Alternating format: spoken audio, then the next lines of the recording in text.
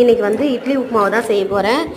Night வந்து ஒரு 6 இட்லி மீந்து போச்சு. அந்த இட்லியை வந்து நான் என்ன பண்ணேன்னா தண்ணியில் போட்டு நல்லா பிழிஞ்சு எடுத்து உதிர்த்துக்கினேன். உதிர்த்த இட்லி வந்து புளிப்பு இல்லை, நல்லா இருக்குது இட்லி. அதனால் புளிப்பு வர்றதுக்கோசம் லைட்டாக லெமன் வந்து ஒரு லெமனை வந்து 4 பங்காக பிரித்தோம்னா அதில் ஒரு பங்கு லெமனை எடுத்து நல்லா லைட்டாக பிழிஞ்சிக்கிட்டு லைட்டாக மஞ்சத்தூள் போட்டுக்கினேன்.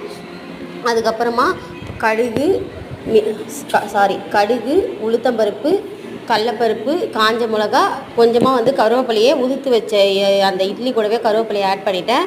எண்ணெய் ஊற்றி கடாயில் கடுகு, உளுத்தம்பருப்பு, கடலப்பருப்பு, காஞ்ச மிளகா எல்லாத்தையும் நல்லா வந்து பொன்னிறமாக நல்லா வறுத்து எடுத்த உடனே இந்த நம்ம ரெடி பண்ணி வச்சுருக்க உதிரியாக வந்து இட்லி உப்புமாவை வந்து மஞ்சத்தூள்லாம் போட்டு லெமன்லாம் போட்டு பிழிஞ்சு வச்சுருக்கோம் பார்த்தீங்களா, அதை எடுத்து அப்படியே வந்து நம்ம நல்லா இந்த புளி சாதம் கலரினா மாதிரி நல்லா கலரி எடுத்து சாப்பிட வேண்டியது தான். சூப்பராக இருக்கும். புளிப்பு இல்லாத இட்லியில் வந்து நம்ம லெமன் சேர்க்கலாம். புளிப்பாக இருக்கிற இட்லியில் நம்ம லெமன் சேர்க்க வேண்டாம் ஃப்ரெண்ட்ஸ்.